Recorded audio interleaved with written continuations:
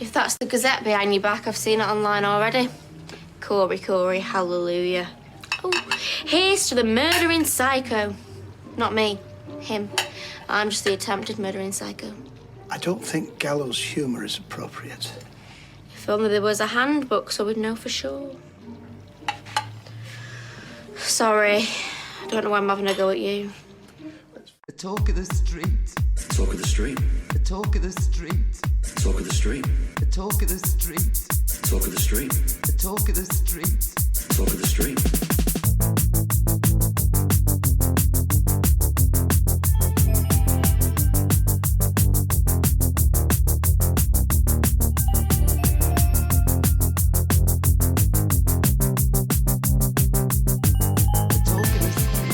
Hello and welcome to episode 175 of the Talk of the Street, an unofficial Coronation Street catch-up podcast that drops into your weekend feed as dramatically as ITV Stefan popping into Roy's rules to tell everyone that his son is a killer. I'm Gavin. And I challenge you to a game of tiddlywinks to the death. Bring it. Bring it on. I was actually quite good at tiddlywinks. But not to the death. Rarely played it to the death. Quite nervous now. Yeah, well, be careful for what you wish for. How are you? I've been better. We've had better weeks, haven't we? Mm-hmm. Yeah. We have a plague upon our house. We do. Stelly has COVID. It was a matter of time, I think. Before one of us got it. Somebody had to get it. And typically it was one of the kids. But at least it happened after we were all vaccinated. Right. Because she's neither up nor down. No. And I think I've just got a bit of a cold. Well, you have strep. So, and I have strep. The boys are fine. Well, Benny, we know Benny and I tested negative for COVID. You haven't been tested for COVID because for some reason, when they tested you for strep, they didn't test you for COVID as well. They told me there's no point. Which is weird. No, I'm not going to complain. Because they insisted when I took the kids to get tested for strep that we test them for COVID too. And I was like, oh yeah, fine, whatever. It's not like they have COVID or anything. I don't know what to tell you. Yeah, I took the kids in to get tested for strep because you and I have strep. And I was like, I'm going to be careful and make sure that I'm not sending them to school with strep throat, which is highly contagious. I took them in. We sat in the car. The doctor called and said, okay, well, I'm going to send somebody out to swab them. We're going to swab them for COVID too, just in case. And I said, yeah, sure. Swabbed them both, went home. Next day, I get a call. They don't have strep, but we're waiting on COVID results. Thursday morning, I have this text message from the health department. This story's taking about as long to tell about Stelly. as it does in real life. I know. Well, this is the thing. It's so... And I was talking to somebody else about it. It's nerve-wracking because... You've left that fucking Roomba going. It's trying to break down the door. I didn't expect it to come into the hallway. It's nerve-wracking because, as we said, we had no thoughts that she could possibly have COVID. And here she is, she has COVID. So it just reinforces the fact that people are walking around with COVID, spreading COVID, who have no idea they have COVID and no inclination that they should get tested for COVID. Yeah. You didn't know that? Well, no, I knew that, but it really strikes hope when it actually happens. Right. And then, I did the responsible thing and contacted everyone that she was in contact with for the past 3 days before she was tested. And only one of those organizations reached out to other people and told them anything about it, which is weird. I don't know. It's something that you don't think is going to happen to your house, and then it happens to your house, and then you find out all of these things that you didn't realize. Better to happen this October than last October. Yes. Everyone's vaccinated. Everyone's safe. We're staying home for 10 days. And she is as happy as a pig in shit about it. Right. Because she's at that age where when she's not at school and she's not at the teen centre and she's not playing soccer, she's in her room and she's on her iPad and she's just chilling out. Right. And that's what she's doing. Yeah. Just so happens to be called quarantine now. Yeah. Yeah, I was like, well, you're going to have to stay in your room the whole time. You can't come downstairs or anything. She's like, okay. Sure. I'll bring you food. All right, fine. Yep. She's fairly easy going that way. She really is. I think she was the one that during the whole lockdown and remote learning, she said to me when we were doing the SpongeBob podcast, I could do this forever. And I don't think she's changed her mind on that. No. Yeah, so she's fine. Everybody else is coughing and sniffling and everything. But the one who actually has COVID is fine. It's fine. How are you? 2021. Right? Am I right? Huh. 2021. Am I right? It's a year. It's a year. It's nearly done. You think 2022 is going to get any better? Nope. In some respects, I expect it to get much, much worse. And on that cheery note. Shall we preamble, my dear? Yes, please. Lots of chuckles to be had in this week's preamble. So let's all just settle down for the serious stuff now. This is the important bit. For I say to you, shall we preamble, my dear? Uh-huh. And then I invite you to give us some of that pandemic Corey news. Yes.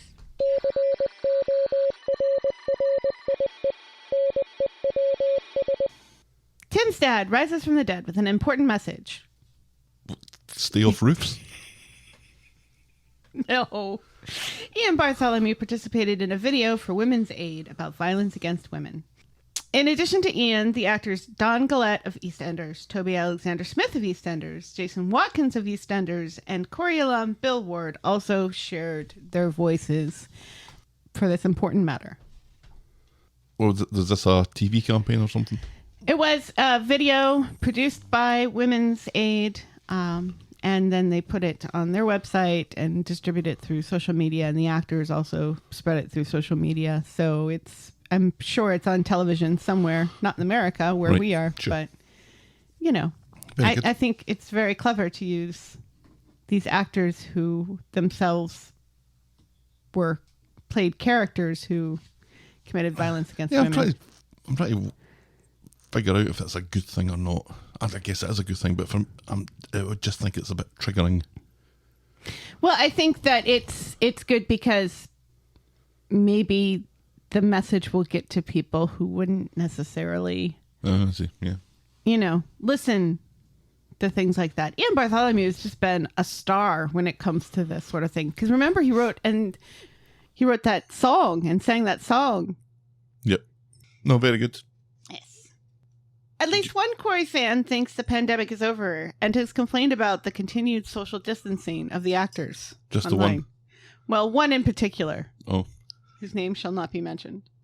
Rising the ire of Georgia Taylor and Will Malore. Our Georgia especially clapped back, telling the fan, quote, "If it's ruining it for you, then don't watch for now." Right.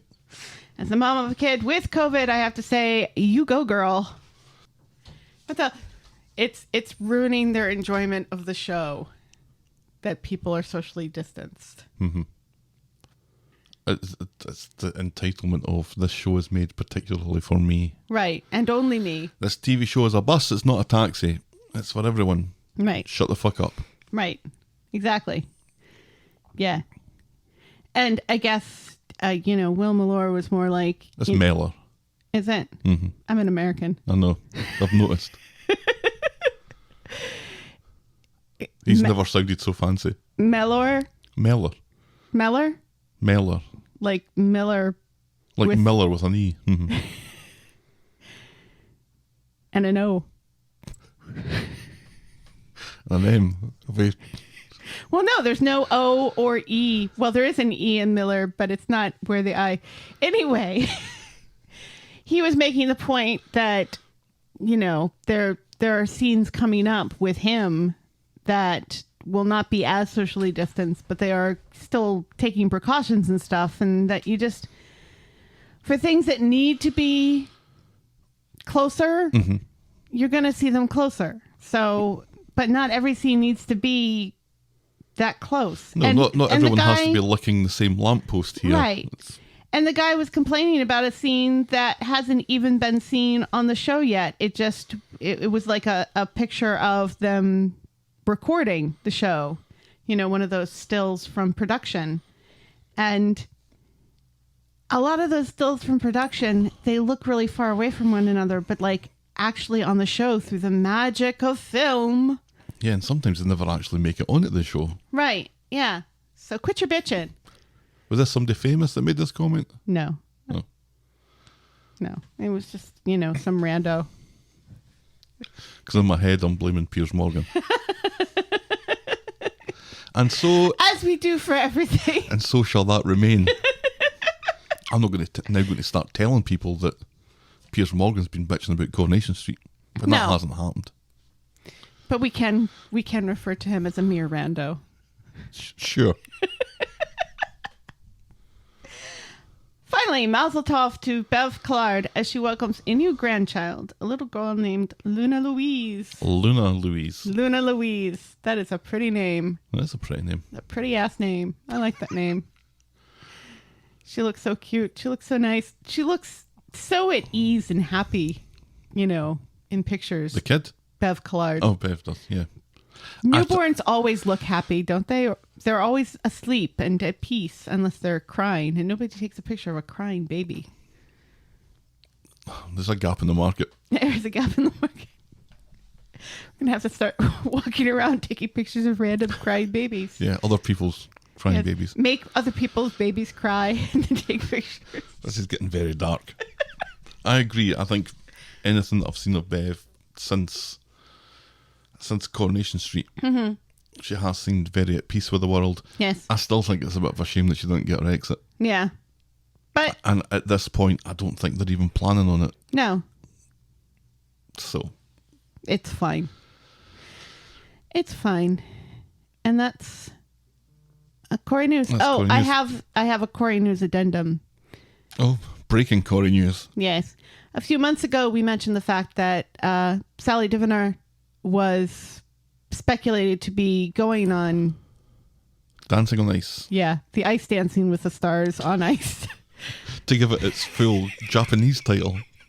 Strictly Come Ice Dancing with the Stars on the ice. With skates. Yeah, right. And she has indeed been confirmed. So I didn't want to make that like a major part of Corey News because we'd already kind of talked about it, but there's confirmation. Right. Confirmation now that, Do you think they're going to ask about her famous daughter while she's on the show? Probably. Yeah. And how great it is that her daughter is now famous and gets nominated for Emmys and stuff. Mm-hmm. And is a household name in America. Good for her. Yeah. Good for her. Yeah. Have you seen Bridgerton yet? I haven't. I don't think I'm going to watch it. I don't think it's my bag. I did start watching Midnight Mass last night. Oh, good. I very much enjoyed the first episode. Mm-hmm. We came off Squid Game this week. We both watched Squid Game this week. This feels like we're going back to Preamble. But right, and that was stuff so that we'll good. talk about on the other podcast. Right, that was so good. Yeah. I was like, okay, I'm in Netflix now. Give me something else. Uh-huh. And it was Midnight Mass. And so far, pretty impressed. Yeah, I've heard good things. Yeah. Our mailbag. JZQG6441 from the Martha's Vineyard 6441s, I think. Is that the name of Elon Musk's next child? I believe we are getting contacted from a future Musk who's left a 5-star review on iTunes. Oh, well. Love this podcast. Thank you. No, thank you, 6441, for taking the time to leave a rating and a review. It's always appreciated. There will be bonus brownie points on offer to anyone who subscribes to our YouTube channel this week. Ooh. I'll try to push that towards 100 so I can change the name of it. I don't know who it was on Twitter, but somebody on Twitter said something really nice about us, that they don't watch Coronation Street, right, but they listen to the podcast because they love us so much. That was Zoe Satsuma. Yes. They should really listen One to of the classic Emmerdale gang that I'm part of. I'm part of a gang now. It's cool. And now, well, You're 12. do you know what I was thinking as I was making that meme of Mr. Osborne as a fanny? I'm 48 years old. And now we'll podcast for coffee.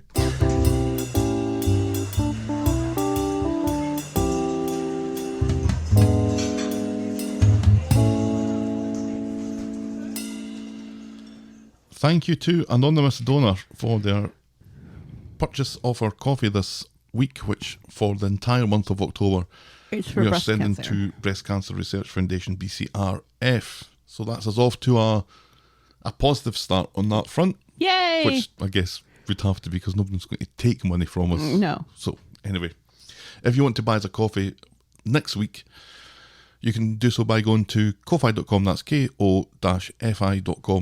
talk of the street. And as I said, for the entire month of October, for Breast Cancer Awareness Month, we will be putting those donations towards BCRF. But that does not change how appreciative we will be for any donations that we get. Absolutely not. Thank you so much. And now, this.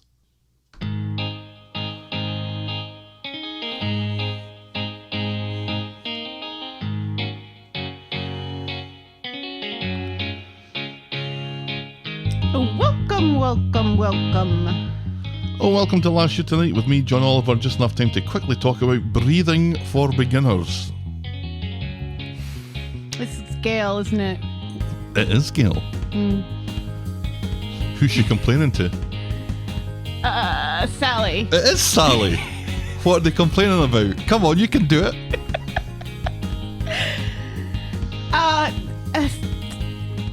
Sally isn't hanging out with Gail as much as she used to go to things like Breathing for Beginners, which That is is- something that apparently Gail signed them up to go do. Breathing for Beginners.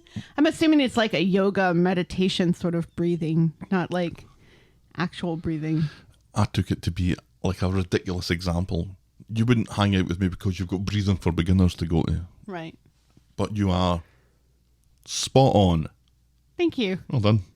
I felt like it was kind of pulling teeth a little bit, but we got there.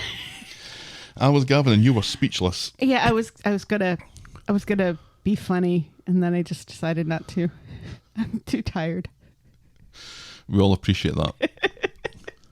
I'd made a Tim's dad eating his own cock joke in my opening, and that had made you speechless. It was a clever play on words of cock. Clever? Even though Charlotte, Sorry, I said clever. I mean obvious. even though Charlotte was not a cock, Yeah, it kind of falls apart at that point. it really does. The Halloween stuff was starting up at the old folks' home, which I assumed was a kill the elderly event. Yeah, that was cancelled this year because of COVID. My old Mac was starting to play up, so I bought a new laptop, and the second that I ordered it, the old Mac started to play ball again. Yep, that's what happens. The question of how long Nick can keep his secret son from Leanne is answered fairly quickly this week as she handles it in a manner befitting of her recent state of mind and mood, i.e. not well. Tracy makes an unpopular, if not unwholly understandable decision with regards to the florists and Amy's inheritance, which leads Steve to make inquiries about mates rates on funeral flowers. So this is really kind of the kick-off of the whole let's knock down the entire street storyline. Tim and Sally's wedding is done brilliantly, with Abby giving them the best gift ever by imprisoning a formally dressed Tim's dad in a glass cage. Loved that. That was great. Michael becomes the third character to wonder if he might be able to continue a relationship with Tiana. Hint, no. Johnny becomes suspicious when a cash-strapped Scot gifts a donation to Oliver's fund on the same day that Dev's shop is turned over. Yasmin has an amazing maniacal laugh. PC Tinker gets further use out of his uniform. Millie the mediator is in over her head. And maybe Sally's back garden wasn't the best venue for her hen do. Our moment of the week was Yasmin in jail laughing at Tim's dad getting locked in the conservatory, and our boring moment of the week was Michael meeting Tiana's dad, and that was Coronation Street and the talk of the street. This time last year. Oh. You busy? No, Shall we dive in, my dear? please. Our first storyline this morning is Chasing Abby. On Monday, Roy catches Asha early in the morning. He's looking for Nina, who was out when he got up, but he's worried. And Asha promises to keep an eye out. Later, Ronnie is in Roy's Rolls and mentions that he saw Nina earlier handing out flyers. And they're crudely made pieces of A4 with Weathy County number 10, tell the truth, scrawled on it. Roy takes off his apron and puts on his batsuit. If only. He's more of an Alfred than a Batman, isn't he?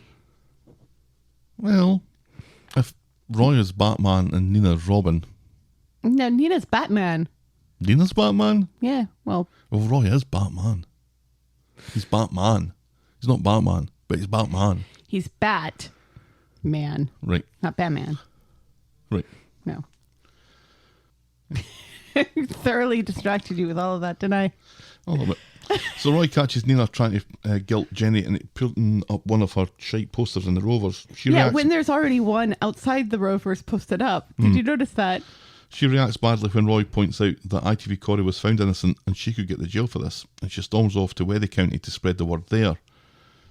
Debbie comes into Roy's Roll to speak to Roy about Nina and her flyers when ITV Stefan comes in. Y'all will be hearing from my solicitor, says ITV Stefan as he holds up one of the flyers. Dramatically. Very dramatically. As is his wont. Could you do it more dramatically? No? Okay. Roy doesn't think they have a case because he's not been named and he hasn't been accused of anything. All it is a plea for him to tell the truth. Right. But ITV Stefan thinks it breaks the anonymity clause and Dina will get done for contempt. ITV Stefan gets a text telling him that ITV Corey is in the first team now. So fuck it. No harm done, no foul, and he drops his complaint. Yeah, And leaves dramatically. what is it with Weathy County just doubling down on this asshole? Right. You'd think that they would at least be cautious about it. Yeah. Not only are they not cautious, Like, fuck you to the fans. We're putting this asshole right out there. they're approaching the situation with something approaching gay abandon. They really and are. and it gets worse. Yeah, it does get worse. It gets much worse. So Nina is back at Roy's Roll, surprised that Weathy County took down her flyers. Roy tells her that ITV Corey will be playing in the game this afternoon, so Nina wanders off claiming that she's going for a nap. She's not going for a nap. No. Later, Roy learns that Nina has posted accusations on social media, not Facebook though, No. because at that point, Facebook had been down for 6 hours. Yes.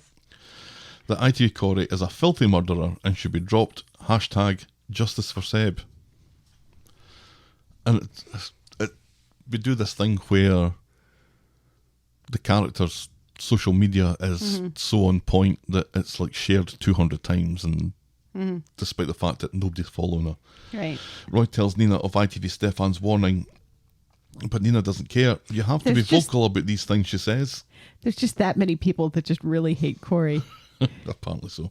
But Roy worries that she's putting her own future at risk. This is something that Nina's got to do. I've got to do it for Seb, she says. Right. Yeah. We then learn that ITV Corey has made a statement at a press conference. They threw this press conference together quite quickly, didn't they? And For it's- this guy who's never played before. And it's curious that he's sitting there on his own. There's no handler, the manager isn't there, there's no PR guy. It's just No. Corey looking like he's very ill. Yeah. He looks like a prisoner. Maybe he's meant to look like that. Yeah. His head's all shaved and Because it stuff. does give that. It does look evil. He's doing a really good job of looking evil. Yeah. I'm playing evil. Right. He's waiving his right to anonymity. In it, ITV Corey explains how Seb's family and friends are blackening his name, and he repeats his innocence and understands the family's position, and he bears them no ill will, he says. Yeah. Fuck him. Nina blames herself for this, for provoking ITV Corey, which I think she's right to blame herself for that. Roy can see the toll this is taking and advises Nina tries to get away for a while, and he suggests that they all go for a drive. But Nina has other ideas and she Yes, leaves. all two of them. So embarrassingly, Nina meets journalist Chris at the bistro and tries to sell that ITV Corey is really guilty after all, no honestly storyline. No chance, says Chris, and she leaves. He also has to explain to Nina that he's been found not guilty. Right. If I print the story, we get done for libel. Right.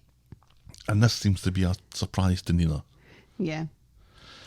Kev is in Roy's Rolls when Nina comes in, blabbing about ITV Corey's press conference, but Kev doesn't want to get involved in this anymore. Try calling Abby. She doesn't answer or reply, but give it a shot anyway. And Nina is furious and bitches about Chris at the Gazette, who Roy says was quite right. Nina goes to the garage to apologise to Kev and finds him watching ITV Corey's interview after he scored in his debut. He dedicates his goal to Seb's memory, and Nina throws up a bit and Fuck up swears him. to kill ITV Corey. Yeah. So she goes back to Roy's Rolls and agrees that wee drive with Roy might be a belter of an idea. He tells her to go get Woody, while he calls Shona over for cover. But not like that. Right. James and ITV Corey are dropped off on the street by a teammate. Yeah, why is Corey being dropped off on the street? He doesn't live here. Why is he here? ITV Corey knows James tried to get him kicked off the team. Ever been accused of something you didn't do, says ITV Corey. James is like, many times. Because I'm a gay black footballer. Right. And you're a white privileged asshole. Right. Seriously. Yeah. ITV Corey tries to equate them like they're in this together. They're brothers against arms. And it's like, if this had happened, if their roles were reversed, James would have totally been sent down. Oh, yeah. Without a doubt. Without a doubt. And James ITV would Corey have... wouldn't have been stopped in his flash car. No. ITV Corey just wants a chance. And because of things that are going on in another storyline, James looks like he might be giving this some thought. So ITV Corey's in the community garden talking to someone on the phone, complaining about James Gailey being shite at football. And if you didn't hate ITV Corey enough as it is. Right. Yeah. Now you really just want to... James Gailey. Fucking shitbag. It reminds me of in the late 90s when I was working as a nanny in Miami for this couple. Did you always have jobs that rhymed? Not always. Okay. Just that one time. And the dad was watching golf and referred to Tiger Woods as N-word Woods. And what? yeah.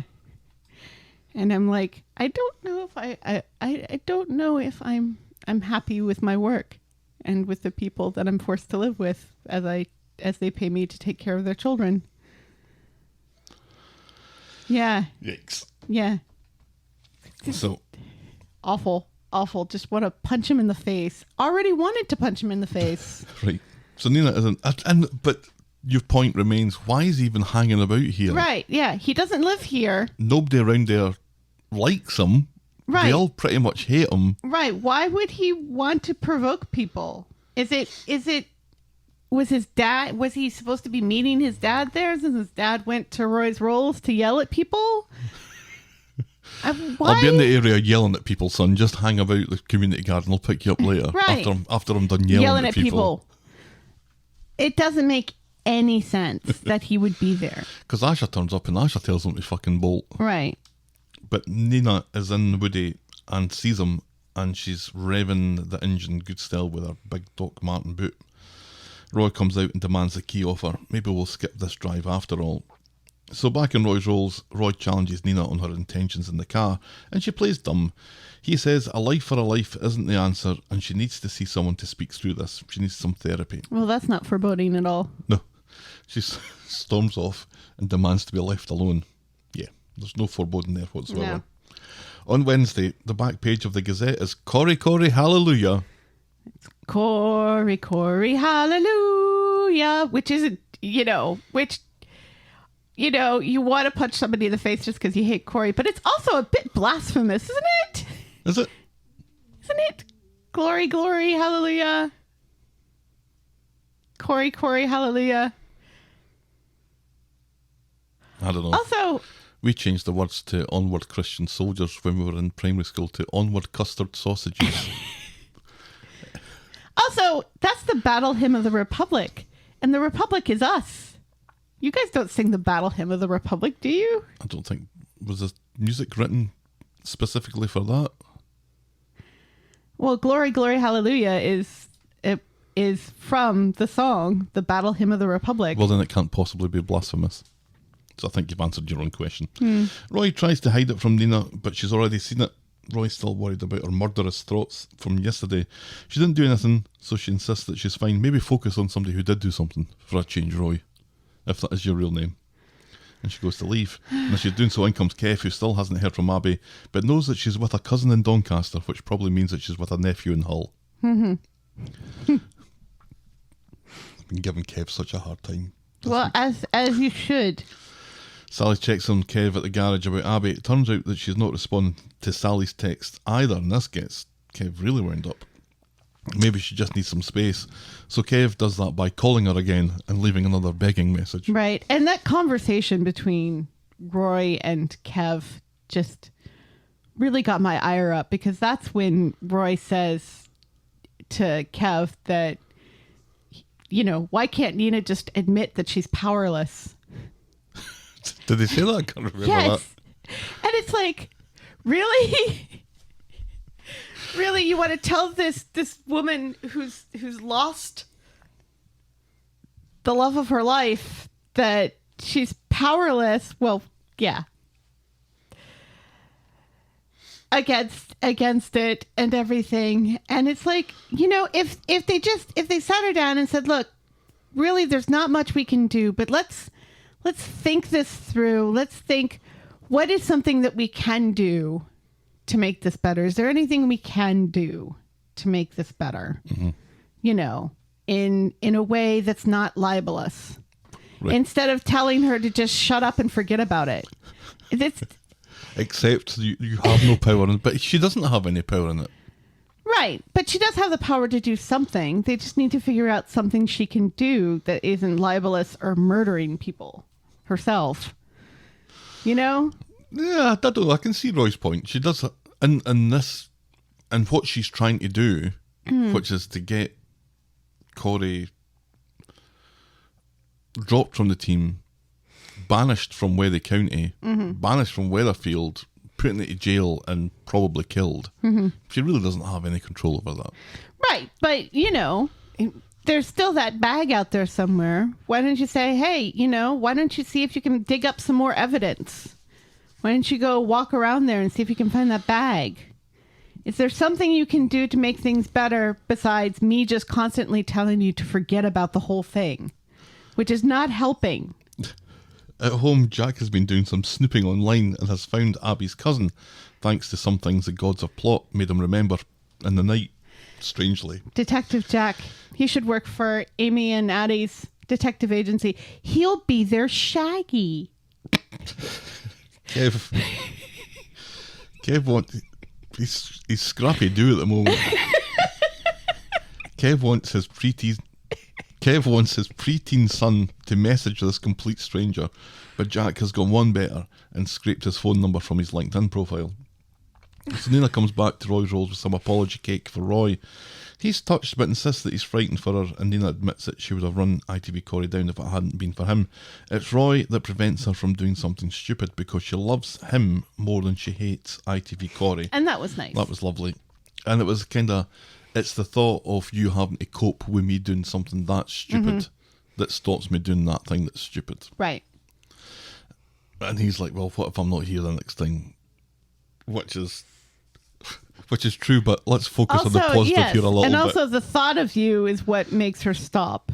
Not just you being, you don't have to be there for her to think about you, you numpty. At the garage on the phone, Kev gets to speak with Abby's cousin, who hasn't seen or heard from her in years. Nice one, Jack. Kev wants to go to the police and report her missing. So Kev goes to the police station and gives them the story. Because Abby left Kev, she's not exactly missing, but they'll look into it. Have you got a photo? And of course he doesn't. I know, and it was funny, you know, because the cop is like listening to him and everything, and he does ask if he had, you know, if they'd had an argument or something, and he's like, well, yeah. And it's not until after that he finally tells the cop, because I'd assumed he told the cop all about, you know, Seb, yep. Right, beforehand, because this would be pertinent and important information. But no, it's not until he's gone through all of the whatever he's been talking about for a while to this cop. His corns and just how his back's playing up the whenever it's going to rain. Oh yeah, the reason why I'm concerned is because her son just was horrifically murdered, and they let the guy off scot-free, sort of thing. That would have been more important than she went away and I don't know where she is. Mm. Back at the garage, Kev is moaning to Tyrone, why would Abby lie? Ty thinks that she just wants to get her head straight. And he tells Kev to get the photo to the police and he'll take care of the business. But then Kev gets an overdrawn message from his bank. Someone took $2,000 from his joint account. I was quite surprised that they had a joint account. Yeah, we don't even have a joint account. No. A joint account's a thing anymore? Seriously, I mean, why would you need a joint account? If the bills are getting paid, that's all that matters, right? Right. So Kev goes to a dodgy looking pub called the Dog and Gun. And in the Dog and Gun, Kev swaggers in with attitude and wonders why no one cares to help him. Because he's like, oi, you cunts, you seen her? Yeah. And nobody looks at him. I like that the barmaid... Thanks for your help. I like that the barmaid asks if he's Abby's dad. Because... yeah. Right. Then in comes Tez, this is Seb's dad, Yes. buying rounds for the pub, and because the barmaid helpfully says his name, Kev recognises it and asks for a word. So he and Tez chat. Are there no other Tezes in all of England? Just this one guy? I thought one of the prison folk, one of the prison skinheads was Tez, wasn't it? I think I might be friends with him on Twitter. Anyway. Is that the one with all the ink on his face? Yeah, the guy with all the pen in his face. Yeah. Anyway, he claims to be just out of jail and hasn't heard from her. Kev's worried that she's fallen off the wagon after Seb died, and this is news to Tez, who is a little shocked by Kev's story. But he seems to be a typical man trying to swallow it down and not Right. show He's his emotion sniffling to a this little. stranger. Yeah. This wouldn't be the way you'd want to find out that your son was dead. No. So Tez gets a call from his probation officer. Even so if Kev, you have been a shit dad. Right. And he says that he hasn't seen the papers or anything Right. and stuff, which you think somebody in that pub would have. Yeah. But then he's lying, so it doesn't really matter. Right. Kev gets a call from his probation officer. Wink. So Kev leaves, but he seems to know that Tez knows more than he's letting on. And he's right to think that because Tez is speaking to Abby and says that if Kev works out what's going on here, he's out. Then on Friday, Tim's at the garage complaining to Kev about little Tyrone's propensity to put barbecue sauce on his breakfast. Kev can't stand this conversation and pretends to go off on a call. Never move to America, Tim. Yeah, things that I've seen at the breakfast table would make your skin crawl. Asha and Roy bump into each other and bring each other up to date with the plot. Roy thinks that Nina's mind is just about focused on the future now. So later, Asha drops into Roy's roles to say hey, just like she said she would do to Roy. Hey, says Asha. Hey, says Nina. Hey, says Roy. So Kev is now Jack Bauer in 24 as he tails Tez to a dodgy bit of town and he's hiding behind his car, taking photographs with his phone as he watches Tez exchange goods with a similarly dodgy character in the back of a van.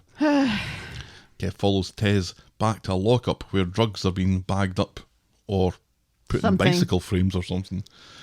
Kev takes another photo, but damn it, Kev, he's not put his phone on silent, so it makes the camera noise that Tez hears and spins round and sees Kev, who has to pretend that he's checking to see if a light bulb's busting or not. Funny that it did not make that camera noise when he was behind a car, Right. where a camera noise wouldn't have been detected. Right. Detected. Funny how that happens. Yep. That it only happens when it's convenient for plot. God's a plot. See, I think what would have been better is if the flash had gone off, because you wouldn't have needed the flash outside. But inside taking those pictures, the flash would have automatically potentially come on. It's Kev's face when he gets caught. When he's like, Like, why would you even... Yeah. Run, you idiot. So he wants answers and doesn't believe Tez, who says that Abby is none of his business. Now delete that photo and fuck off, says Tez. But Kev's not scared. I've been in plenty of fights before, he says, and he tells Tez that if he doesn't spill the beans, that photo will wind up with his probation officer. So Tez admits to seeing Abby, but it was a couple of weeks ago and they didn't even talk. She crossed the street to avoid him. She hates his guts, but Kev's not buying it. Tez says that he has a wee girl now and he can't go back to jail, and he begs Kev to delete the photos. And this seems to be enough. Goes back home, Kev brings Tim up to speed with his excitement of the day. He worries that Abby is back on the muck, so Tim drags Kev to Roy's for a cheer-up treat. Don't make me ask thrice, says Tim. So after Tim's... Thrice. After Tim's That's treat... totally a Tim word, isn't it? So after Tim's treat, Kev calls Abby's phone and leaves a long, rambling message about how much he misses her and loves her, and how he's reported her missing, by the way. And then we see Abby somewhere listening to Alive and Well and still wearing her engagement ring. And rolling her eyes. And that's as far as we get with that this week. I liked the introduction of Tez. Yes. I thought it was quite an interesting character to bring in as Seb's dad, who I don't think we've ever seen before. No. We saw Seb's stepdad, who was a wrong one. Yeah. When Abby was proper on the muck. Mm-hmm. But I don't think we've seen this character before. No. We And have this not. brings in an interesting dimension to where this is going. Yeah. Because if Abby's in cahoots with him, Yeah. one would wonder or suspect that what they're planning is not Not exactly great. legit. Not great for Corey. Right. Yeah. Because you have both of these people with nothing to lose who've lost their child. Mm-hmm. Yeah. It's interesting though that Tezzy's threat to Abby, though, was if he finds out what we're up to, then I'm out of it. Yeah. Does that make it... That makes it sound even more... Bad. Right? Yeah. Because again, he actually has something to lose, whereas Abby His does freedom. not. Yeah. And his little girl. Right. Whereas Abby does not have any biological children and really doesn't care whether or not she sees Jack. She has the twins. But she doesn't because they're in Australia and but- she's given them up already. Yeah, but they're still biologically hers. Right. But she doesn't have any biological children that she is going to see that she's taking care of.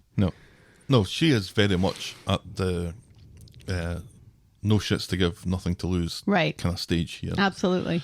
This Test character, as you said, he does because he's got a family and he's got this threat. I don't even know if I believe that he was in prison. He probably was. Should we believe anything that he says? I don't know. I don't know why that's the thing that's truthful that he says to Kev. That doesn't make a huge amount of sense either. Yeah. So maybe there is there was no probation officer because that was Abby. Right. But I don't know. I don't know. Are we saying? It seems like what we're getting to and what the show isn't saying is that Abby is definitely planning to kill ITV Corey. Yes. Or do some sort of damage to him. I really don't want him to be killed, though. No, not Because do I. that's not justice. Let's face it, we're And- still not entirely happy that Tim's dad's dead. No, exactly. Or Kez, Kez, Cal. Kaz, Cow. Cal. Is it Cow? There was a Z in it somewhere, wasn't there? Was it Zep? No, it wasn't Zep. Zippy. That was it. Bernie's Yeah. other half. Yes. Kex? No. Dex. We've all got Come On Eileen in our heads now, haven't we? We do. Yeah, the show has a reputation and a history of Just murdering the bad guys. murdering bad people. Which is not good. Right. We want them to get their comeuppance. And especially in this case, because if Corey dies, Kelly stays in prison and is still marked a murderer for the rest of her life. Mm-hmm. If Corey gets his comeuppance when when the bag shows up or whatever, and gets a new trial, and there's and everything, and he gets sent down, then Kelly goes free. Which is kind of what we want. I mean, she's not entirely innocent, but 15 years? No. We want her back out sooner than that. Yeah. Before Don't even count. 63. That's not a good number. Moving on quickly. Our next story is Unlikely Proposal. On Monday, Toya wants Imran to stay at home, but he's determined to get to work and keep Adam off his back. But not like that. She's worried that he's pissed off. She's worried that he's pissed that she went to Sabeen behind his back. But he insists not, and he understands why she did it. Right. So at the law office, Sabeen drops in to see Imran and to see if he's changed his mind. Imran insists that he wasn't a bad boy, but she knows enough to know he's still lying and Toya is no soft touch. And she leaves a file for him to check out from the Harvey case. Yeah, he's like, I didn't do anything. And she's like, yeah, right. Like, you didn't do anything to me. And he's like, yeah, but I love Toya. Yeah, she tries to draw Ouch. comparisons between herself and he's like, don't you dare. Right. Don't you dare. Yeah. Which, fair point to Sabeen. Cheating is never good, even if you don't love the other person. No. But Not a good look. no. So Sabeen comes back and reveals that they're after Sharon as the head honcho and claiming that Harvey was just an unwilling accomplice. Right. Because Kelly, ITV Corey, Sharon, Harvey, we have the same kind of dynamic in the relationship Right. there. And this also tells us that Sharon is still on the loose somewhere, which is hilarious.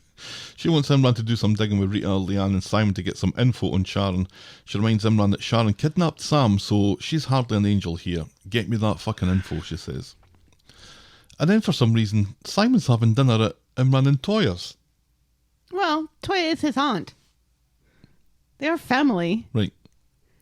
But the last, not the last that we saw, but The last The time last we thing saw that I them, they were remember like he was yelling at them from the balcony. and they were ignoring him. Right. But then Leanne dragged him round to apologise. Right. So everything's all better now. on the walk home, Imran subtly mentions Sharon and how the police are looking for evidence for her. Simon says he never directly spoke to Sharon. They just had a burner phone that he spoke to Jacob and Harvey with. Mm-hmm. So Imran asks for a cheeky wee shifty at it because apparently this is not something that the police are aware of. No. Later, Imran hands over the phone to Sabeen and thinks that's him done now.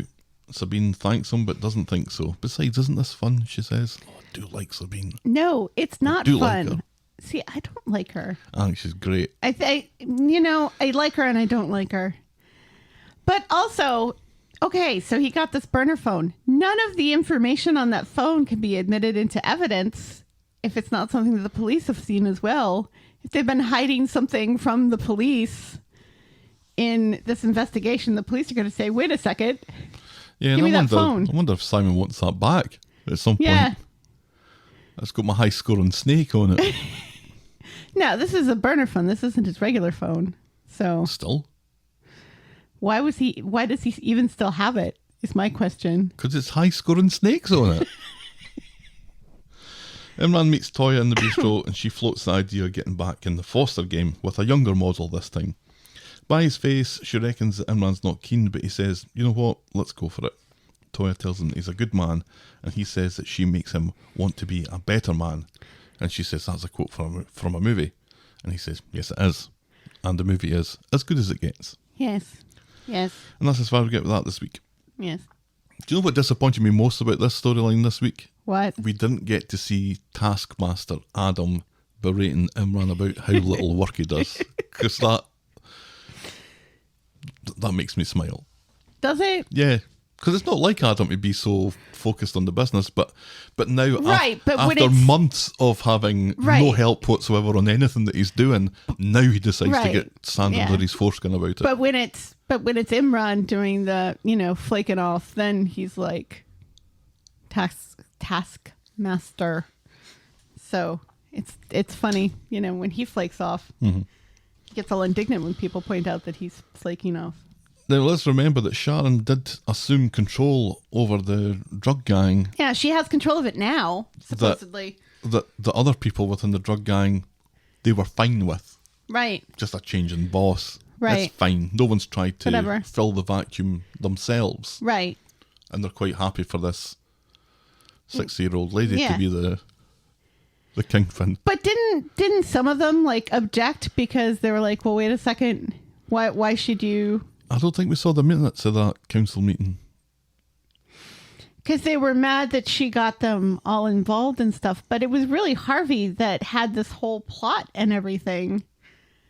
You can't possibly say, oh, Sharon was involved all along, that Sharon was the big kingpin, because it's so obvious that she was not. Right.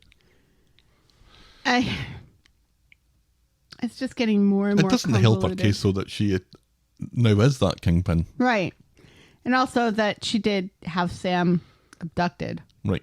Yeah, that's not a great Right. look. But But on the flip side, Harvey wanted him murdered. So, This is true. you know, potato. so she does deserve to get arrested Right, yeah. and brought to justice. Why have the cops not found her yet?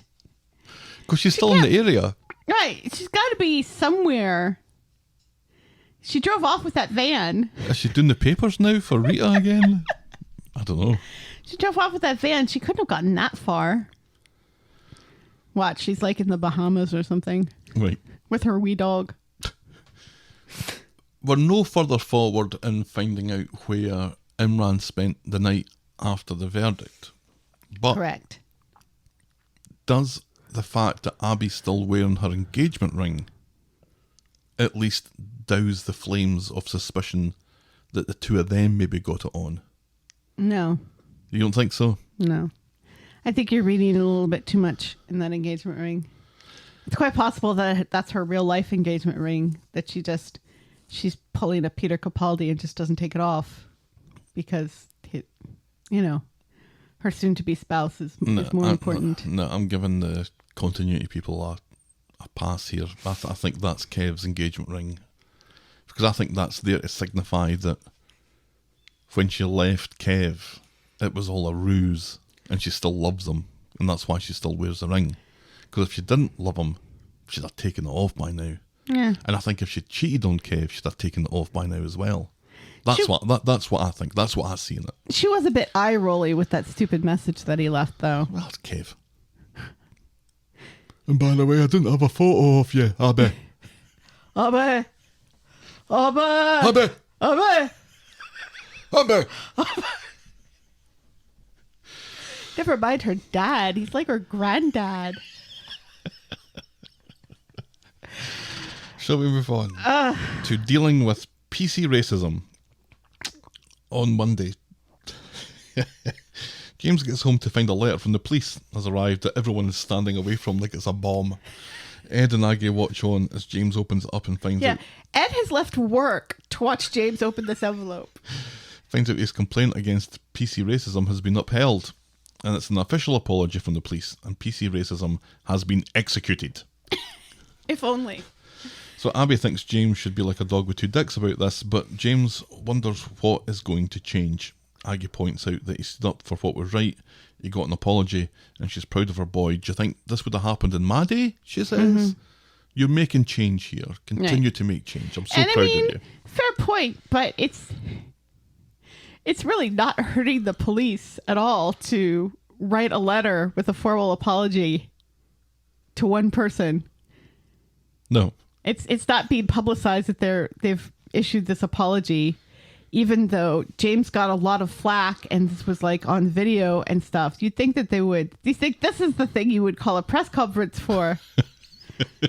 Yes, Weathy County. This is what should have been right.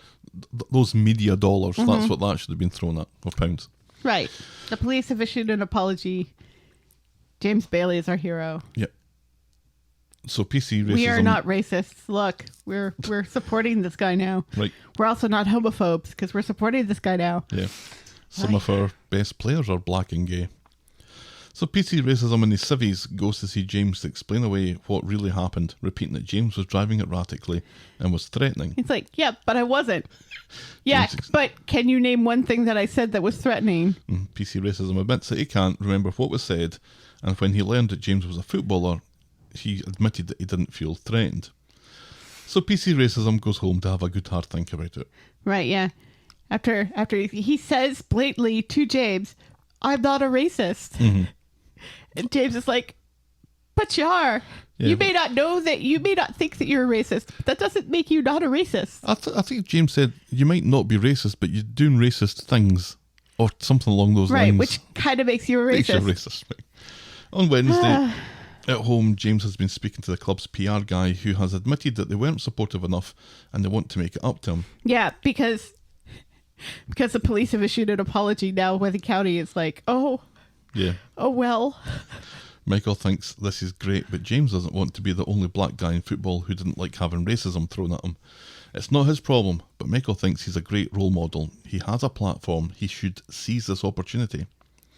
In the Rovers, Steve is having an impromptu sports quiz with James and Michael and reveals to everyone's surprise that the first black player to get called up to the England squad was Jack Leslie in 1925. And you call yourself black people, says Steve.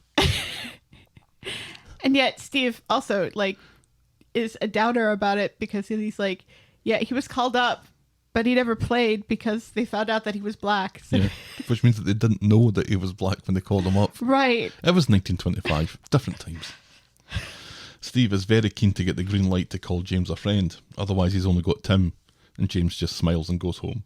Right. On Friday, James and Steve are continuing their sports trivia nonsense in Roy's Rolls later. James is bemoaning the small number of black managers in the Premier League. Bang goes my chance of managing, says the 20-something child with zero leadership skills. Write an article about it, says Steve. And I'm not sure even he knows what he means by that.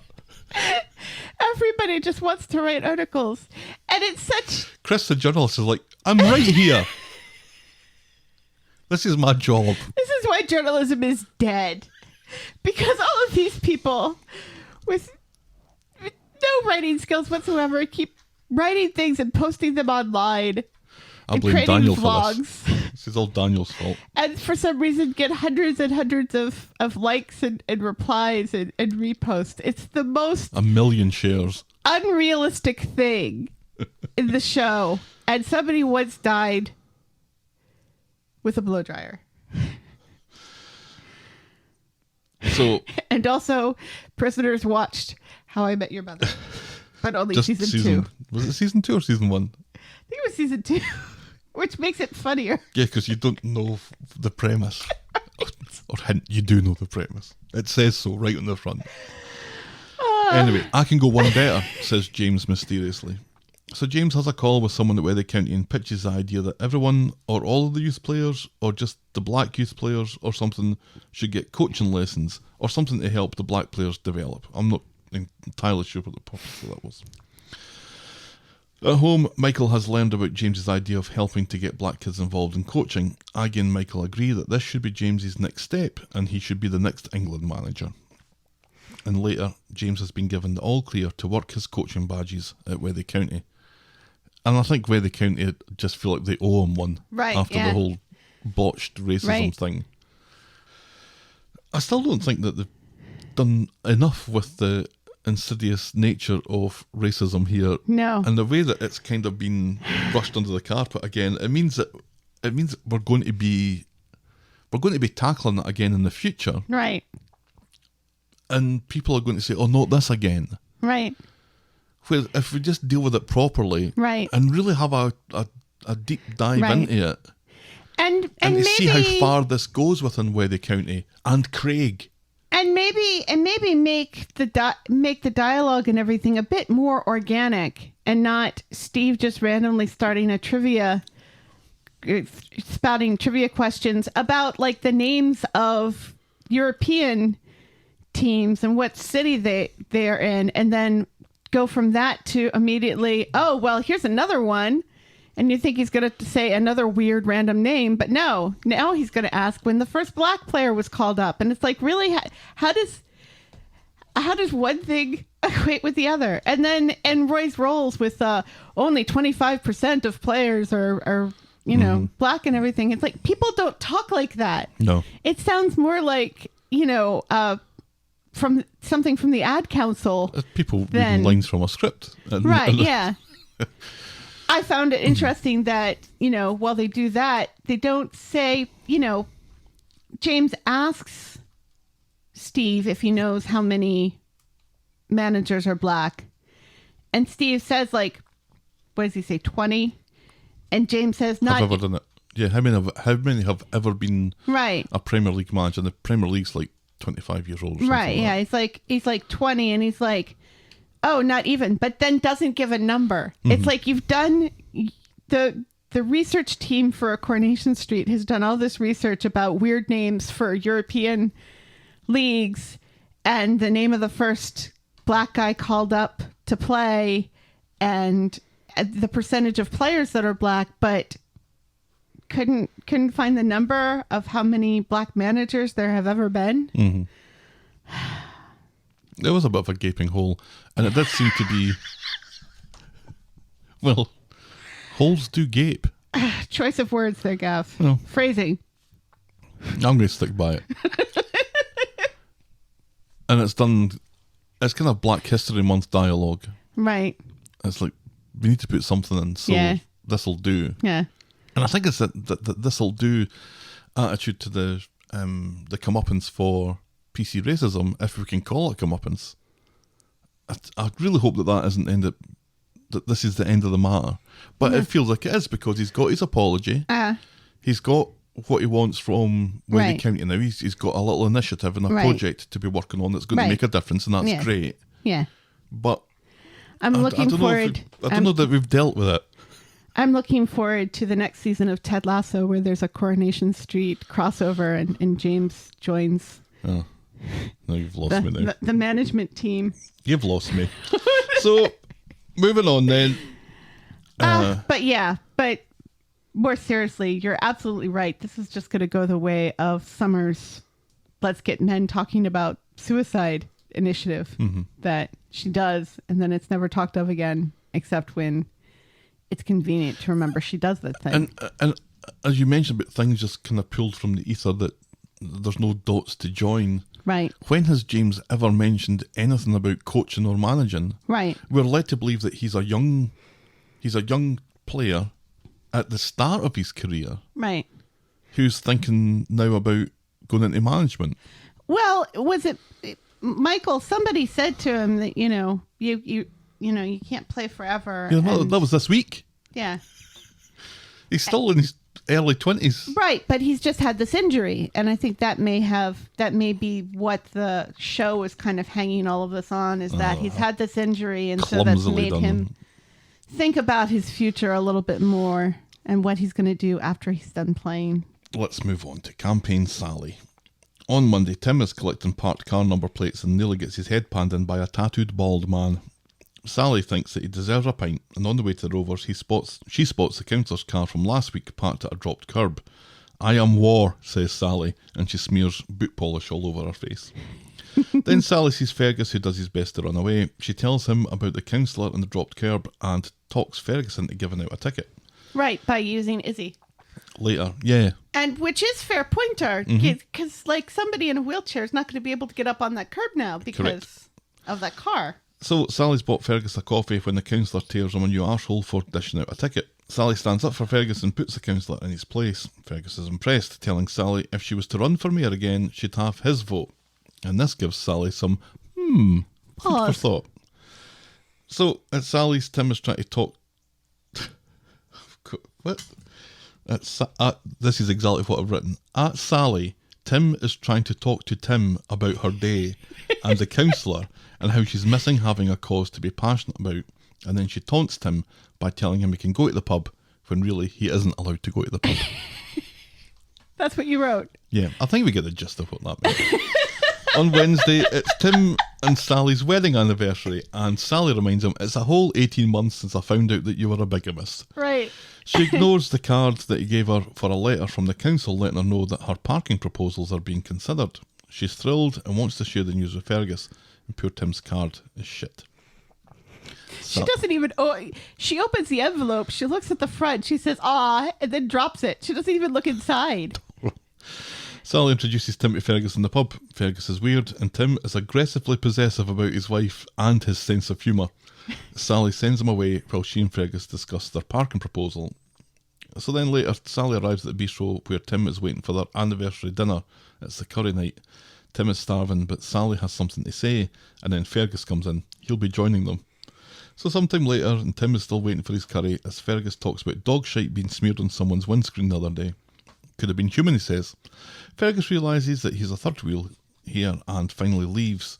But then Sally wants to get her hole, so Tim makes his order to go. And that's as far as we get. Please. Garçon. L'addition. Yeah. That's as far as we get with that. Mm-hmm. It feels like another week where Sally with a cause is just fabulous.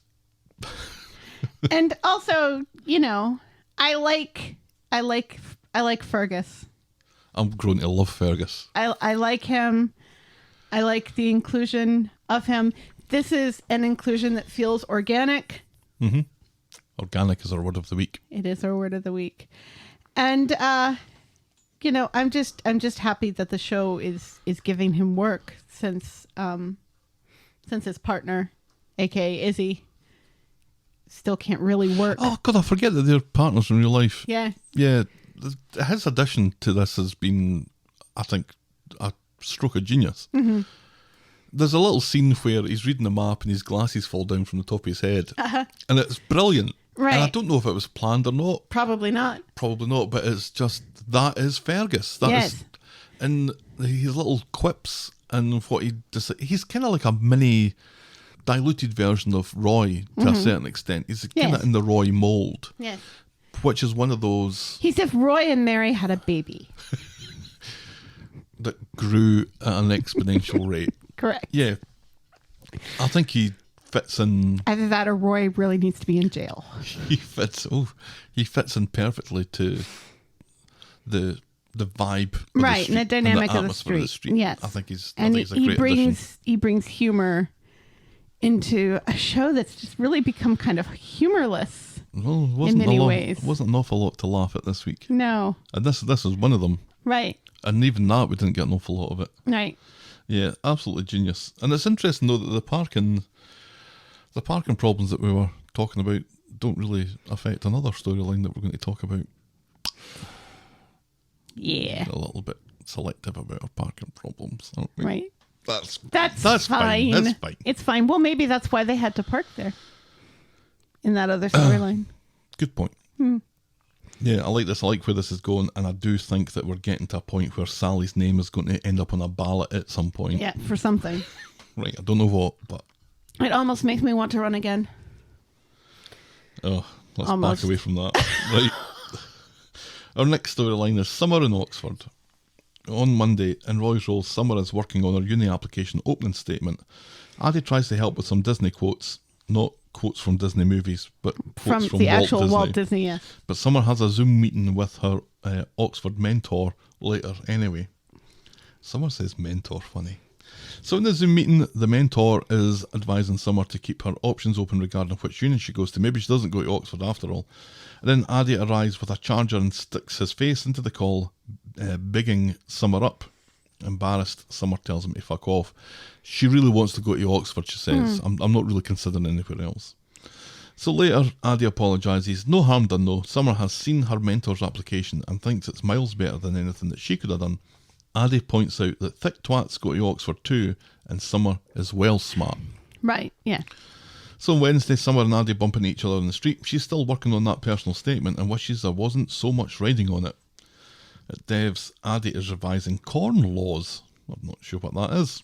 Summer heads off to get ready for their dinner date, but she leaves her bag behind and Addie goes to pick it up and knocks it over. And wouldn't you know it, 2 personal statements drop out of it. One written by Summer and one written by her mentor. And they're exactly the same. Yes. Summer is a plagiarist, and not a very good one. Addie says, not cool. Summer is a bad art friend. I thought what was going to happen there was that Addie was going to put his fucking nose in where it's not wanted and either swap them over or rewrite it himself and put it in and do something like that. No, I knew. But that's not Addie. No. That's not Addie. And I'm glad that that's not Addie. Yeah. Addie was horrified that this is plagiarism. Right. And I Yeah. love Addie for that. Yes. I knew that Summer plagiarized. When she says to Daniel before this happens, when she bumps into Daniel and she says, and he asks how it's going, and she's like, well, I've rewritten it. You know, thanks for your help. Thanks for all that time you spent with me. Mm-hmm. But I decided to go back and rewrite the whole thing after speaking to my mentor. That's when I was like, oh, she just slapped her name on her mentor's personal statement. And that's exactly what happened. Yeah. So Summer comes back for their date and Addie challenges her about copying her mentor. Summer initially denies it, but then when she can't really continue to do so without looking like a complete tool, she runs away. Daniel finds Summer on Maxine's bench and she comes clean. She was worried that she wasn't clever or witty enough for Oxford. Now she doesn't want to be a fraud and go. Daniel offers encouragement. She's dead bright, which is what Addie said. She promises to go and uncopy her personal statement. Be yourself, says Daniel, helpfully.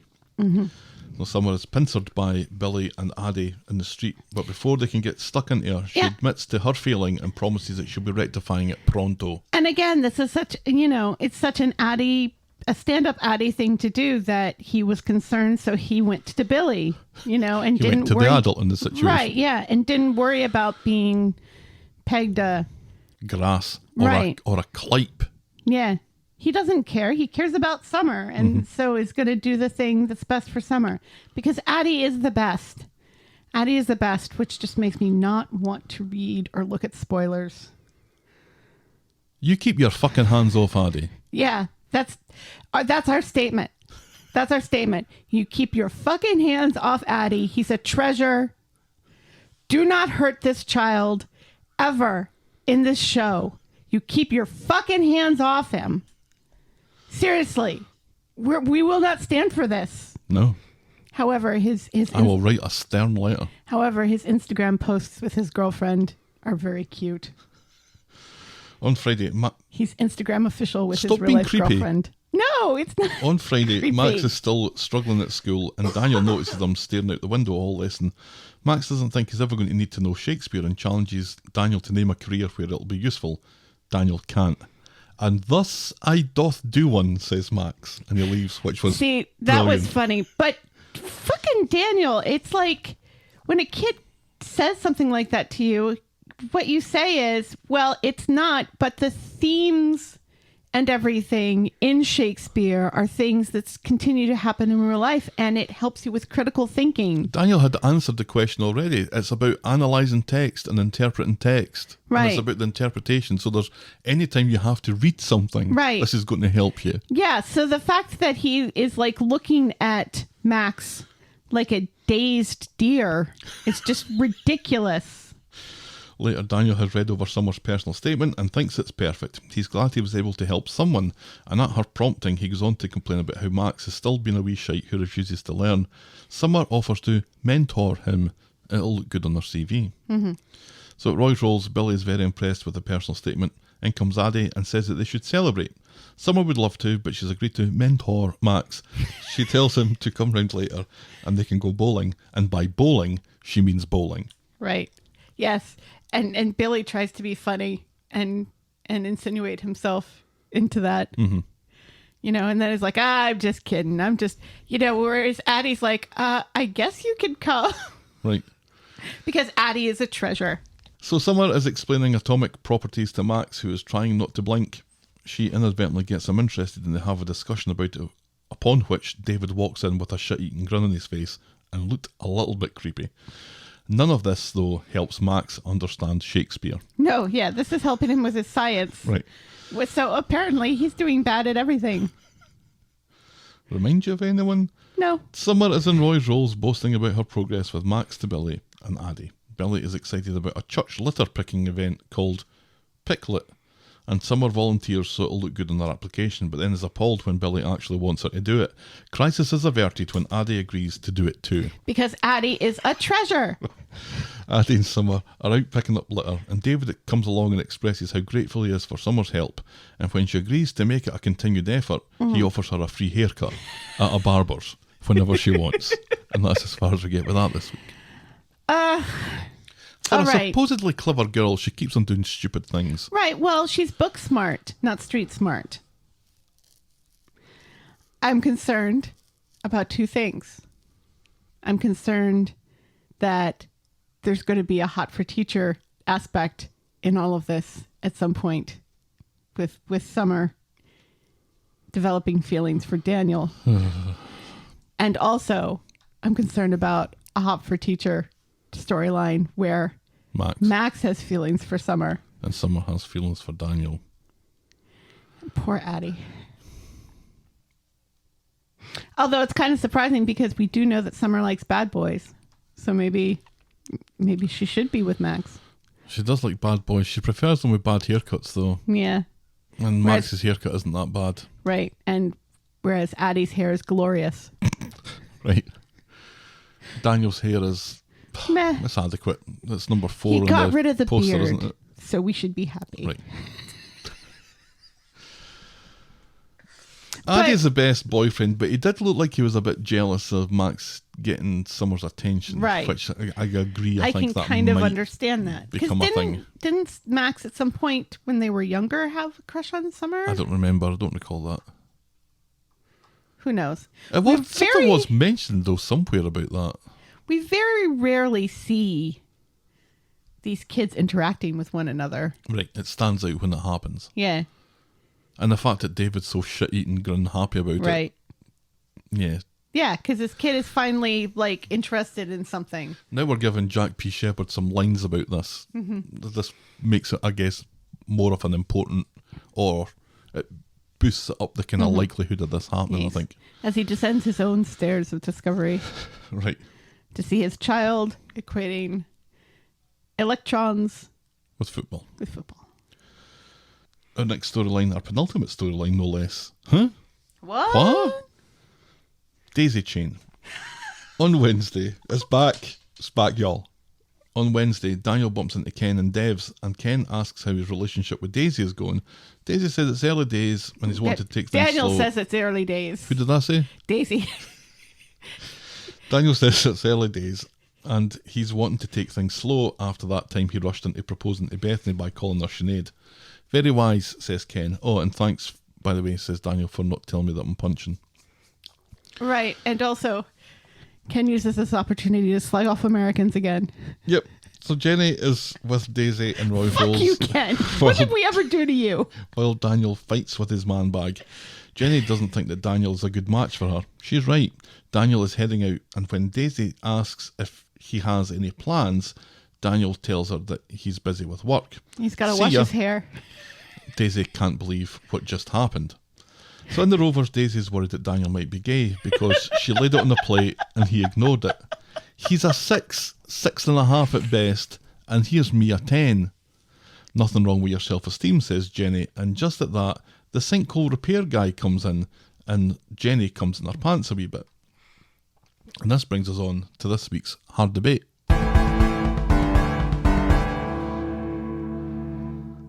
Daisy reckons that Daniel's a 6.5 at best compared with her 10, but what ranking would you give the pair of them combined?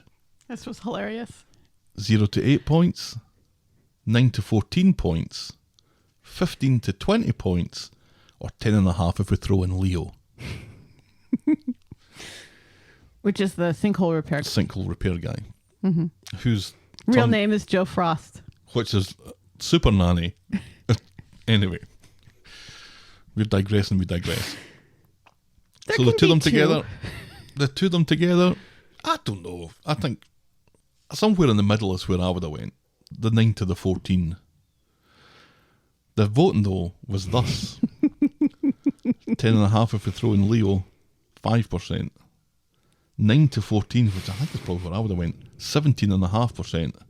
So we're left with 0 to 8 and 15 to 20, which is the lowest And the highest. That's what split the vote. So you either love them or you don't, which I guess makes sense. 15 to 20, 37.5%, 0 to 8, 40%. So that's the winner. And that is the official line now. Well, so would that make them both a 4? No, I think, I think it depends. I think it makes one of them a 7 and one of them a 1. I don't think that's fair to either one of them. No, because I don't think individually, they're not ugly people. No. Neither of them are. No. So if it was based on that. And what's ugliness and beauty anyway? Exactly, right? Right. And a Weatherfield's 10 would be like a New York 2, so, Yeah, maybe. or an LA 2. So Or 5. Jenny, Jenny 5. LA 5. Jenny speaks to the sinkhole guy LA. on Daisy's behalf. His name's Leo, but not Leo Sayer, and he's got work in the area in the next couple of weeks, and that's why he's there Right. To fix the sinkhole. in the next couple of weeks. Yeah. He's not doing it now. He's going to be doing it in a couple of weeks. Well, So why is he'll he there? be there for the next couple of weeks. I think he's starting now, and he'll be there for the next couple of weeks because it's a big hole. So that needs filling. And Leo's the guy to do it. Yeah, that's right. So he leaves and Daniel comes back and having more issues with his man bag and gravity. Jenny reiterates that a widower with a 2-year-old kid isn't Daisy's bag. But Daisy makes another move and Daniel gets a call from Ken. The two of them talk about a Ken Burns documentary on Hemingway and Daisy runs off to a nunnery. Right. And rightly, Jenny gives Daisy the eye saying, really? Right. Really? Mm-hmm. You want to sit down and watch a Ken Burns documentary on Hemingway? She doesn't want to do that. Wait, that documentary series is 90 hours long. like, yeah, and like 6 months old. You can't find a boring documentary even more recent than that? Yeah. Coronation Street writers? So now it seems that Daisy wants Daniel not for his money, but because he doesn't want her. Well, maybe it's a little bit of both. And also she kind of seems to actually like him because he doesn't want her. Yeah, maybe. But it's also confusing because he's like, well, I want to take it slow with her.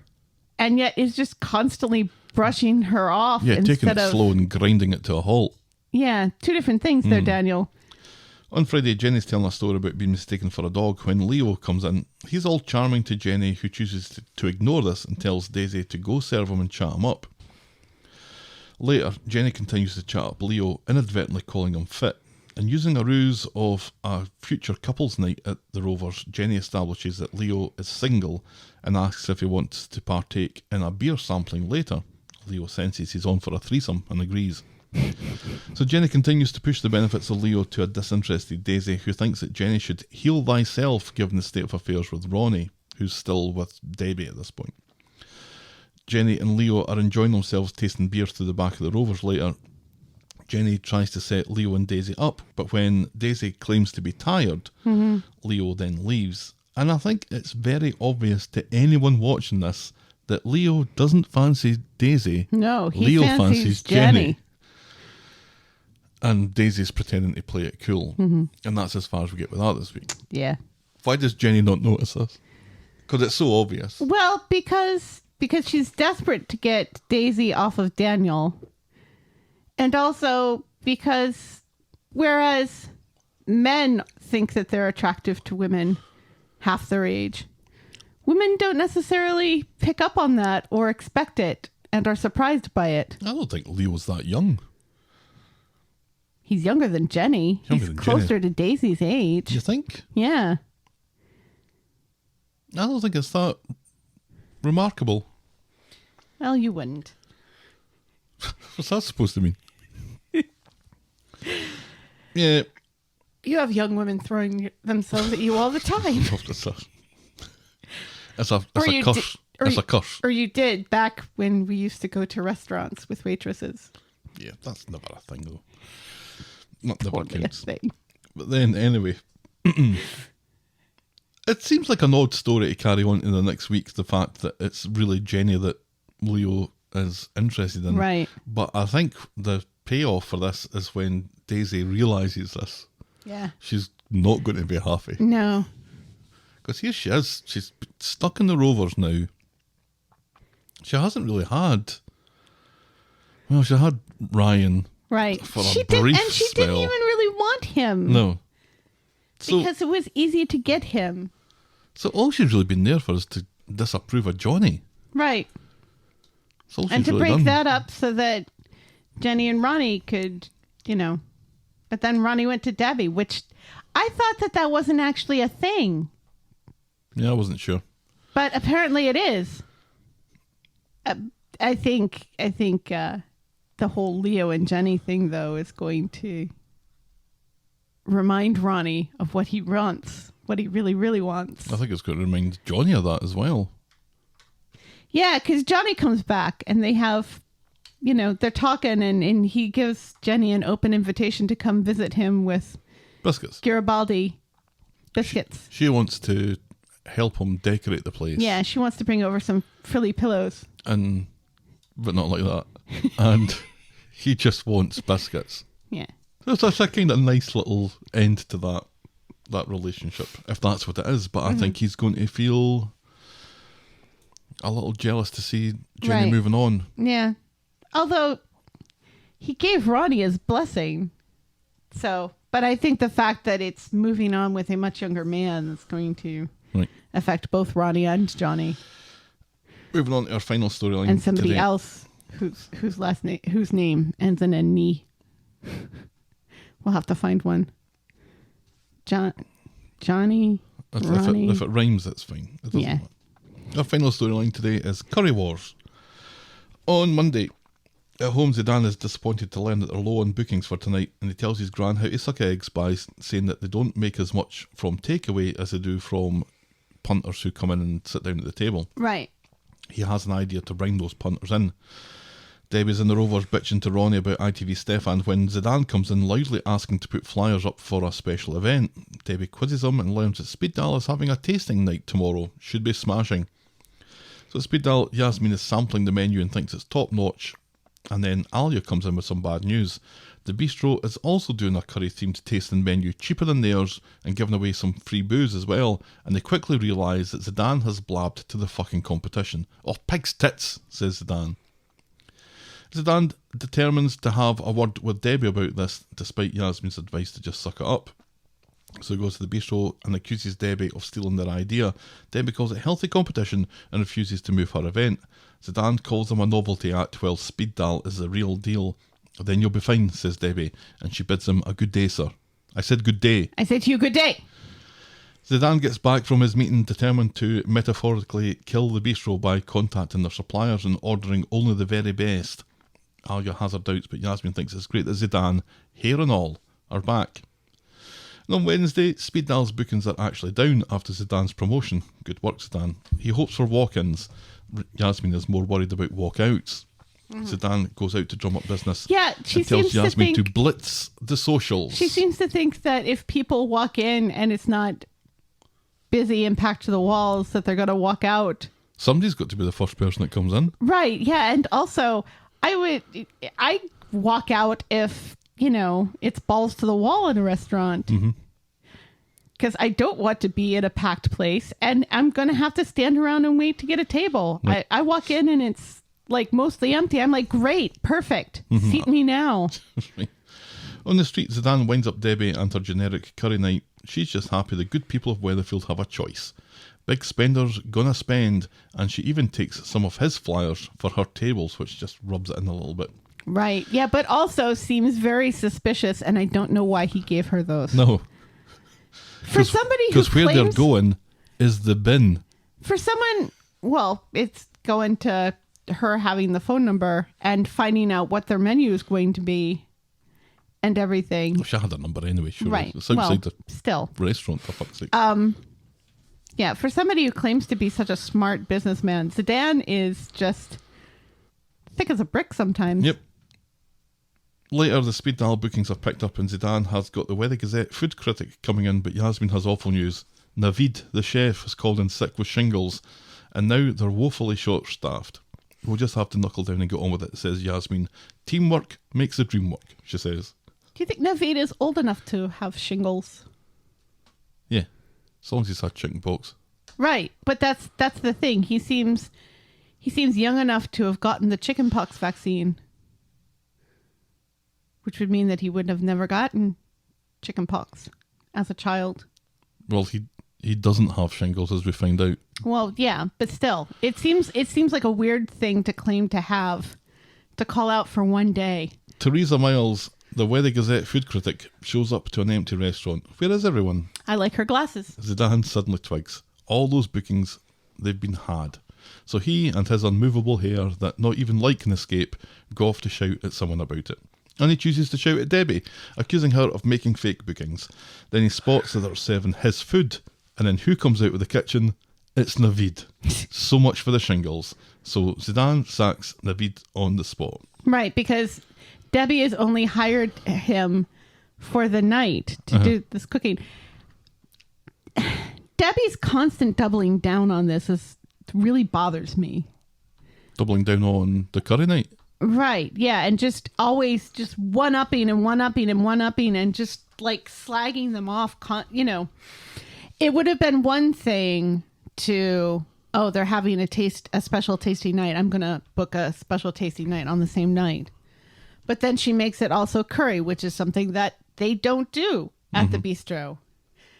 And then she books all these fake tables, and then she steals their chef.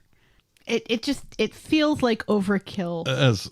Just a wee bit. I kind of get the whole, let's steal their chef because we don't know how to make curry. Right. And you're thinking, well, Then maybe you shouldn't Sure. have had a curry night. right. And surely moving, Danny knows how to make a curry. I mean, you know how to make a curry. fuck off with your even you know how to make a curry shite. It takes time, and it takes getting it wrong a few times, as we know from our friendly chefs down at Craftco when they did their curry sauces on the chicken wings. They were good, but they weren't what they said it was. Right. Their korma tastes more like chicken tikka, and their chicken tikka tastes more like madras. And Right. it takes a little bit of finessing and getting it right. It's if you're not brought up with that cuisine, because this is Right. the first time any of them had made that curry sauce. Right. So Debbie finds herself in a situation where no one in her kitchen has made a curry sauce before. So We she has assume. so she has to go and pinch Naveed. But Zeedan gave her the option, or made the suggestion, of moving her curry night, which would have given her time to at least have a dummy run and see how it went. But no, she's having it tomorrow. So she's just made this impetuous decision to have a curry night the next day. Right, and yeah. then realises that they're neither skilled nor I'm going to equipped do a to do tasting so. menu, and I'm also going to steal your cuisine. But then she's like, we all have our niche on the street. We all fulfill a need. It wouldn't help the bistro at all if Speed Doll shut down and was just an empty storefront. No, That's not going to help you at all. no. So why do it? On his way back, Zeedan runs into Billy and asks if he's still running that soup kitchen thing, or did he close the whole thing down and burn the plans when it looked like Todd was going to be volunteering there. Back at Speed Dial, Alia's explaining to the critic that they're just getting back on their feet, and asks that she isn't too harsh in their review. That's good when you ask the critic not to be too harsh. That bodes well. Then Zeedan arrives with some homeless people to get some free food. Well, just one homeless man who's picking up the free food to Debbie. take to the homeless people. Debbie Webster has not won the war. On Friday at Roy's Rolls, Alia and Zeedan are talking about hiring for Speed Dial. Bernie offers her services. She says it's not the first time she's had people drooling over her bunas. Yes. In comes Jasmine. And Alia and Zeedan throw up in their mouths a little bit. In comes Jasmine with news that the review is in the paper. And it's a mostly positive review, but complains about the lack of atmosphere and all the homeless people. Zeedan is There's just desperate one. to get revenge on Debbie, and Yasmin reckons that there's more than one way to fuck a chicken. As Speed Dial, To Yasmin... death. and then eat it. Oh. As Speed Dial, Yasmin and Alia agree, eat it. Alia agree that Charlotte is rolling in her grave. they want Naveed back. At least bits of her. And they agree that it's her restaurant, so if Zeedan doesn't like it, he can shove it up his arse. Right! Up his arse! Then they're distracted by a beeping from the street. Zeedan has only gone and hired a food truck that he's reversing into place. Alia thinks it's a great idea as long as this isn't about a trade war with the bistro, but that's exactly what it is. At the bistro, Danny and Debbie are stealing ideas from other people's restaurants' websites when Ronnie comes in to tell Debbie about the food truck that's parked outside. I like that detail of Danny, and they're looking at a random restaurant and trying to pluck good ideas from it as to what they See, can do. I thought it was a website for a booze distributor. No, Because they were just talking about alcohol and there was no food on that website. it was a thought restaurant website. I thought it was a booze distributor. Oh, well. I liked the witty repartee about sparkling red wine, though. Yeah. The difference between the generations here, between Debbie, who's Gen X, late Gen X, and Danny, who is not even a millennial. I say he's Gen Z. And like the difference, I bet Debbie doesn't even eat avocado toast. Debbie rushes out and tells him to move it or she'll call the authorities. That van is a hazard, like your fucking expression, says Zeedan, and everyone laughs apart from Debbie or anyone.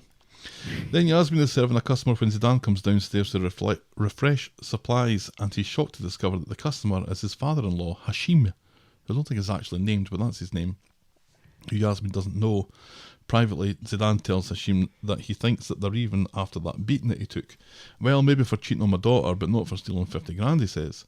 And Zeedan plays dumb, but Hashim knows that he was taking money over an extended period of time. Clever boy, he says, in a true baddie fashion. Right, yes. Zeedan says it was just what he was owed, but Hashim doesn't care. Mistaking him for a velociraptor. 50 grand back today, right? Female velociraptor.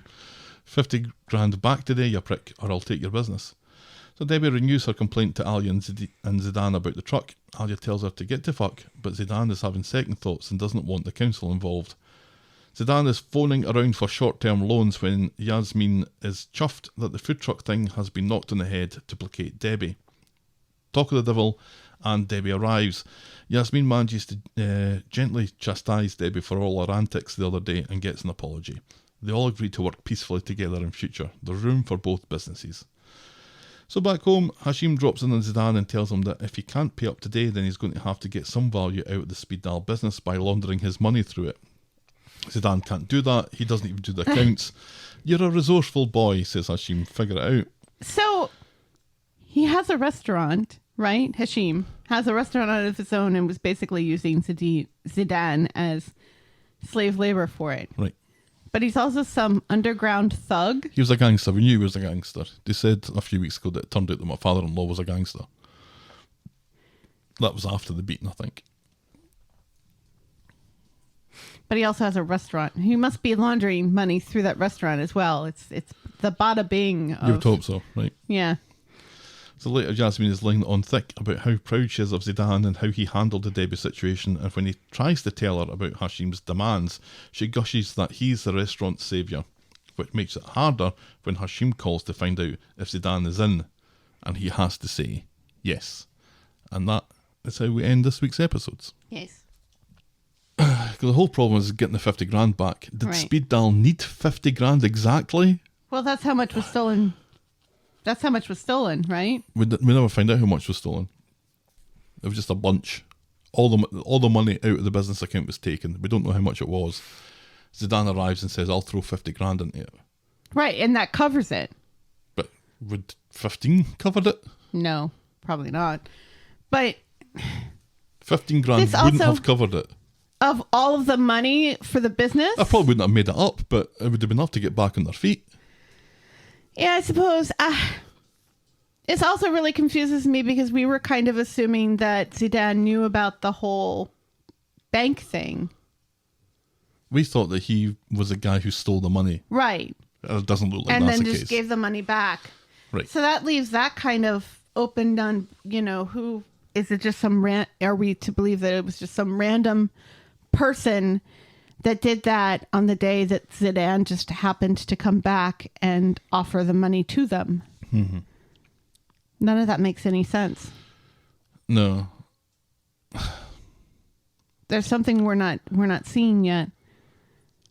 It feels like if this becomes a thing and he starts to launder money through the business, he's going to get caught. Yeah. And once he gets caught, if the police are involved, that's kind of it for Speed Dial. Yeah. And I don't want to see Speed Dial No. because it's... How many times has it's a good Speed location. Dial been threatened? Mm-hmm. They're constantly getting threatened by bad men. Just let them. Why does Roy never have these problems? And I don't know how they're having cash flow problems because Billy is never out of the place. Between him and the what's his face, Phil with two L's. Right. Those two on their own are propping that business up. Yeah, it didn't seem. It doesn't seem believable when there's nobody in that restaurant except for the reviewer. Nobody showed up to Speed Dial to eat that night. Everybody went to the bistro. Really? The beach was that good. Everybody's just lured in by one free beer. Really? Mm-hmm. You go and you get your free beer and then you go to Speed Dial for a proper curry. Right. Because it is like going to our other restaurant in town, Darbs. Mm-hmm. It's like going there for a Mexican food when there's a little Mexican restaurant just across the street. Right. Would you really go for the... Run by actual Mexicans. Right. Which would you prefer to have? Right. Because I'm guessing one of these places know what they're doing. Right. And that's the same thing there. And especially with curry, you don't want to... No. I don't think I've ever had a curry in a generic restaurant before. All the curries No. I've had are in Indian restaurants. Right, yeah. And curry restaurants. Curry houses. That's where you go for a curry. Right. And occasionally a Chinese restaurant or a Korean restaurant will have curries as well. Yeah. They'll have their, what do you call it? Katsu. Right. Or a curry, because you can get green curry at our Chinese. Yeah, It's a little different, more Thai, but yeah, Right. sure. Yeah. And like my That's- favorite Korean place, Charlie Kang's, has, you know, the Korean dishes are after they put on the menu, which is like 5 pages long. They have the Chinese stuff and the Japanese stuff. And then it's like at the end is where they have all the Korean stuff because they know that most Americans would prefer Chinese food or Japanese food because they're more aware of it, I think. And they know how to pronounce it. It's half the battle sometimes. Yes. Yeah. But yeah, it feels like that we're kind of starting down a line that leaves no real escape route for Sweden, which is a shame, and it's all Zeedan's fault. Yeah. Money laundering, though, that's something we haven't done yet. Not for a while. No. I think some money's been laundered to the bistro before. Oh, well, there we go. The money's been laundered to the bistro before, and the bistro's still there. Yeah. Just changed hands. Right. Who would run Speed Doll if it wasn't Zeedan and Yasmin and Alia? Although Yasmin and Alia aren't involved. It would just be Zeedan. They'd have to plead ignorance to it. Right. Yeah. It's interesting because this show that Benny watches is on my block show. They're money laundering there with drugs and stuff. So Layering. it's funny. Placement, layering, Right. integration. I just did the CBT for I did it a couple of weeks ago. So we know all there is to we know know all about. there is to know about money laundering. Now go out there and launder some money. And that was the week that was Coronation Street then. Yeah. It wasn't a great week. No. I didn't really enjoy it that much. Meh. It was a weird collection of stories, I felt. Yeah. And I know that it's kind of random, but it just Right. an awful lot of this didn't feel like it went together. No. But- And a lot of slow progress. Right. Because we're building up to our Super Soap week, which I Right, think yeah. is in the next couple of weeks. Right. I'm not sure. Anyway, what was your moment of the week? And see, now I was looking through these last night, trying to get at least something to suggest, and I'm coming up a blank. The only thing I can think of is Nina saying to Roy that she loves him more than she hates Corey, and we've given it to Nina and For Roy pretty much the same reason. so many times that I'm loath to do it. Yeah, but I'm not loath. it really was my moment of the week because it was so sweet and lovely, and it was also Nina realizing that she can't kill Corey. Yeah, I'd rather not give it there either for the same reasons. Right, but still, what else is there? There's Well- nothing. Kev leaving a voicemail? Right. Well, that was high octane. You know what? It's Adam Hussein's birthday today, so let's give it to Addie and Summer. Which bit? Addie confronting Summer about the plagiarism, or him and Billy confronting Summer, and Summer saying, "Yeah, you guys were right," and not getting mad for Addie being a grass, but accepting that she did do something wrong, because that rarely happens on this show, that somebody actually admits that they're wrong. Yep. You've talked about it. Yeah. That's fine. That's our... Happy birthday, Adam! Of the week. Just for you, moment of the week, 21. And to Summer, I guess, and Billy. Yeah, but it's not their birthdays. Right. So they can GTF. Your boring moment of the week? Steve's sports trivia? I was thinking that, and I'm also thinking is it PC racism as well. I think it's more Steve's sports trivia because it was just so random and how it went. And then they ended up when begging to be friends James's with James, friends. and that wasn't a great look. Right. And Tim's not his only friend. Dev's his friend.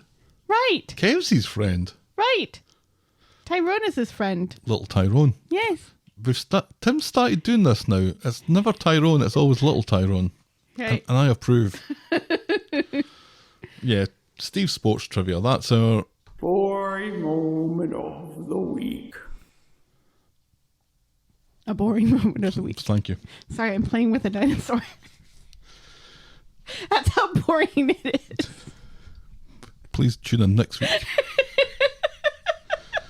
If you've ever used your knowledge of Shakespeare in your day-to-day life, write in to tell us about it, particularly if you're Ben Elton or David Mitchell. We're thetalkofthestreet@gmail.com, and we're at Corey Podcast on Twitter, Facebook and Instagram. You can shout me and Helen a coffee by heading to ko-fi.com, that's ko-fi.com/thetalkofthestreet. Check out the clicky section of voggle.co.uk for links to our merch store and YouTube channel. And if you're so inclined, please leave a rating and a review on the iTunes or your podcast provider of choice. Thanks for making it to the end of another episode, and we will be back next week with more Talk of the Street. The Talk of the Street. Cheerio. Bye.